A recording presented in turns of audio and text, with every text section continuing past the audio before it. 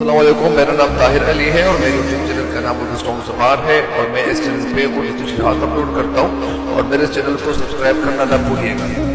بسم اللہ الرحمن الرحیم۔ السلام علیکم ڈیئر اسٹوڈنٹس، امید ہے آپ لوگ ٹھیک ہوں گے اور آپ لوگوں کی زندگی خوشیوں کے ساتھ گزری ہوگی۔ تو حاضر خدمت ہوں مزید شعر نمبر 3 کی تشریح کی طرف۔ شعر کون سا ہے؟ یہ ہے کہ مکاں فانی مکیں آنی ازل تیرا ابد تیرا، خدا کا آخری پیغام ہے تو جاویدہ تو ہے۔ مکان کا مطلب کیا ہے؟ مکان فانی یعنی دنیا کا جو مکان ہے یہ فانی ہے۔ مکی آنی یعنی آنے والی جو زندگی ہے، مکی آنے والا مکان، آخرت کا مکان وہ آنے والا ہے۔ ازل تیرا یہ جو دنیا کا جو پہلا دن تھا وہ بھی تیرا ہے۔ ابد تیرا اور دنیا کا جو آخری دن ہوگا وہ بھی تیرا ہی ہوگا۔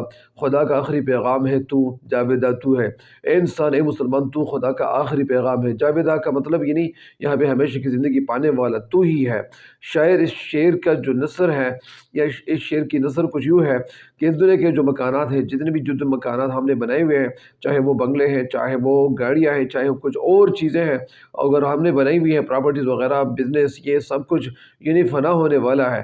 اور یہاں پہ جتنے بھی لوگ یہ آئے ہوئے ہیں دنیا میں، وہ اس دنیا سے جانے والے ہوں گے۔ ایک نہ ایک دن یہ ضرور جائیں گے اس دنیا سے۔ ازل اور ابد کا تو مالک ہے، اور یہ جو دنیا کا جو پہلا دن تھا اور آخری دن تیرا ہی ہے۔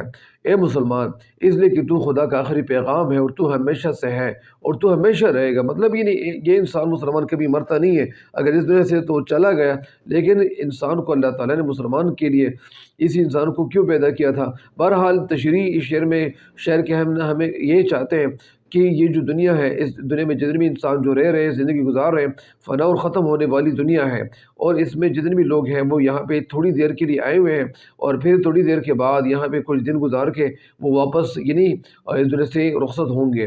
انسان دنیا کا یہ جو سارا تماشا ہے، جتنے بھی تماشا ہے، جو مختلف ویڈیوز جو لوگ بنا رہے ہوتے ہیں، ٹک ٹاک ویڈیوز، مختلف ویڈیوز بنا رہے ہوتے ہیں، کبھی کیا بناتے ہیں کبھی کیا بناتے ہیں، لیکن یہ سارا تماشا ختم ہو جائے گا۔ یہ ٹک ٹاک یا اسی طرح یہ تماشا ختم ہو جائیں گے، مگر تو کبھی ختم نہیں ہوگا، کیونکہ تو خدا کا آخری پیغام ہے اور تو خدا کے اس جہان میں خلیفہ ہے۔ اور خلیفہ مطلب یہ نہیں یہاں پہ تو جانشین ہے، تو قائم رہنے والا ہے، اس لیے تو ہمیشہ باقی رہے گا۔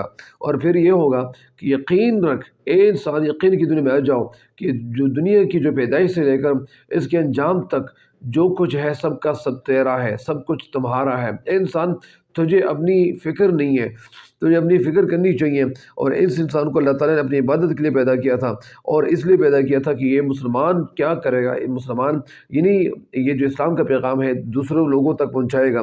لہٰذا ٹک ٹاک ویڈیوز کے ذریعے بھی مسلمان کو یہ چاہیے کہ وہ ایسے پیغامات پہنچائیں، یہ نہ پہنچائے کہ بس یہ خوبصورت ہے اور یہ خوبصورت نہیں ہے، یہ ہے وہ ہے، بہت ساری چیزیں یعنی مختلف چیزوں میں لوگ لگے ہوئے ہیں۔